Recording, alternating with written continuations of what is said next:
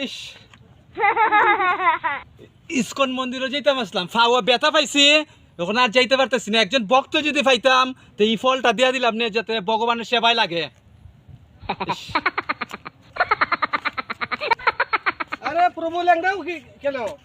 ভাই উষ্টা খাইয়া পড়ে গেছিলাম গা তখন দুঃখ পাইতেছি আমি ইসকন মন্দিরে যেতে পারতেছি না তুমি যদি ভাই কষ্ট করে এই ফল আচ্ছা তে দেও আমার টাইম দেও, আমি পৌঁছাই দিই মনে। আচ্ছা ঠিক আছে দিয়াও ভগবানের সেবাত লাগতো দিছে তো ইস্কন মন্দিরে খোলা যেটা বালা কাজ হয়, কিন্তু আমার ফেরটা দিয়ে আর সয় না। যে খোলার যে চেহারা দেখছি আমার ফেরটার মধ্যে এখন দিব গা। হে ভগবান প্রভু আমার মাফ করে দিও, প্রভু আমার মাফ করে দিও, আমি খাইলি